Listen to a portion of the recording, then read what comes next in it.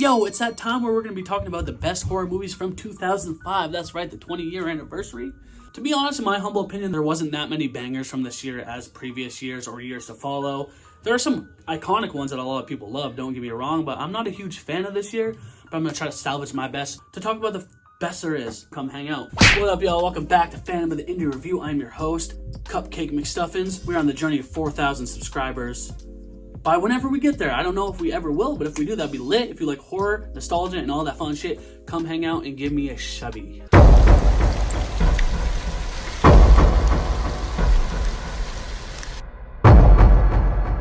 Yo, coming in at number 5 is The Boogeyman, starring our homeboy from that one TV show, Seventh Heaven. Like a lot of early 2000 movies do, it's a young man ridiculed by his past, and through psychological torment, his life escalates into a spiraling downfall until he kind of forgets about the trauma, bounces back, and then turns out the supernatural force that was tormenting him ended up being true. And you're like, damn, bro, why is it always got to be supernatural?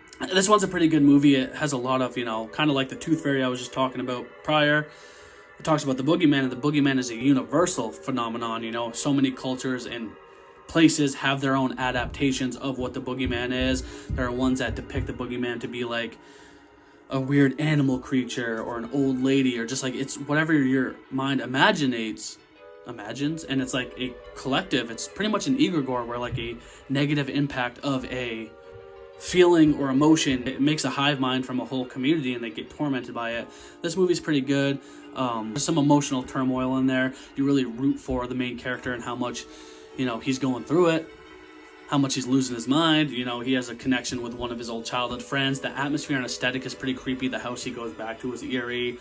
There's some like portal shit that's kind of interesting, where he goes through the closet and ends up one place, and like he just is, it's like a mind fuck from hell. The boogeyman is quite belligerent. He has a little henchman that turns out to be a ghost. That's pretty good. And all around, it's just pretty fun, eerie, effective movie. It's a good movie to watch around October when you want to be kind of creeped out. It's not the scariest, but it has that childlike wonder to it, and it's just quite frightening.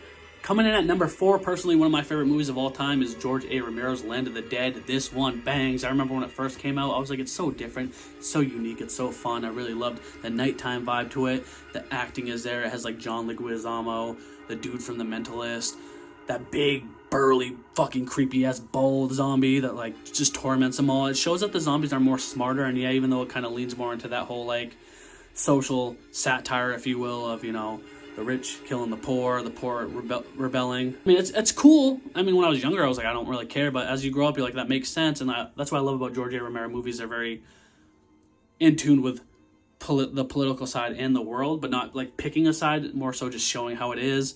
There's some crazy kill scenes in there I really loved. I really like that one scene where all the zombies just walk across the river and like slowly emerge out of the water. You're like, that's kind of freaky. Dennis Hopper, who plays the bad guy, is a fucking goat, dude. We love Dennis Hopper from the Texas Chainsaw Massacre 2. He's a legend. This movie's star-studded. It's got Simon Baker, like I said. That's pretty much it. It's got some stars in there. Coming in at number 3 is The Skeleton Key. Yeah, this movie's actually pretty badass. It's pretty epic. It's pretty freaky. Starring Kate Hudson. Caroline Ellis, a good-natured nurse living in New Orleans, quits her job at a hospice to work for Violet Devereaux, an elderly woman whose husband is in poor health following a stroke. When Caroline begins to explore the couple's rundown Bayou mansion, she discovers strange artifacts and learns the house has a mysterious past. As she continues to investigate, she realizes that Violet is keeping a sinister secret about the cause of Ben's illness. Sounds like a novel. It might be based off a novel, I don't know, but every time there's like a southern atmospheric vibe, whether it's bayous, swamps, Louisiana, that is just always like a charming aspect to me that's really impactful, very scary, that I've always fucked with. Kate Hudson really carries this performance, and like I said, it's a very deep, thick, drawn out story, like the murky marshes that surround them. It has one of those impactful endings that really sends shivers down your spine. It's a pretty spooky movie. I really like it a lot. And now let me get to a brief little point before I get to the top 2. This movie has a lot of movies that I love a lot, that I've talked about a lot. For example, my playlist of the House of a Thousand Corpses movies / Devil's Rejects movies. Devil's Rejects came out in 2005. I love that movie more than anything. House of Wax is one of my personal favorites. It's beautiful. but I talk about those movies a lot. And then there's some that I quite haven't seen fully that I can't fully review, like The Exorcism of Emily Rose or The Descent, which I will be doing a video on The Descent soon, I promise. The Feast franchise, bro, Corey, I see your comments. I'll be doing The Feast too. There's so many movies from 2005 that I haven't seen fully that I can't commit, so this list is just based off what I've seen. So with that being said, here's the final top 2. Number 2 has to be 2001 Maniacs. Yeah, this movie's banging. It's a gory but kitsch thriller set in the deep south of the United States about a gang of college kids on the spring break who spend the night in the inappropriately named town of Pleasant Valley, a decision they will rue. Yeah, dude, this has our boy, horror icon, Robert Englund, who kind of rallies together a fucking band of misfit, degenerate, hillbilly rednecks that are just out to kill people, but there's a dark and disturbing past. This one's just fun, and it just has that like fine blend of like horror comedy, early 2000s movies, American Pie, Road Trip, movies like that, mixed with a slasher, Wrong Turn, all that fun stuff, and it's really cool. So they show up to have this annual barbecue, and they turn out, and they think they're just being guests, and turns out like this is just an onslaught of chaos that goes on. It's pretty quirky, very like lowbrow and fun, but it's just like a fun vibe movie, and it's very eerie and very just fun to watch. It's one of those ones that you can watch with homies and be kind of creeped out, but just have a good time. Number 1 was almost a tie. I was going to do Venom from 2005, one of my favorite Kevin Williamson's movies of all time, but it's one of those other movies I talk about ad nauseum. It's a southern lore twist on a slasher, which, what are the coincidences that in 2005 and my top 3 would be southern movies with a skeleton key, 2001 Maniacs, and fucking Venom. Maybe I'm a southern emo, dude. Maybe I got that southern charm, dude. Maybe I'm like southern gothic, dude. But anyhow, that movie's so good. It has Jonathan Jackson, a really creative killer. Check it out. If you want an updated review on that video, comment update, please.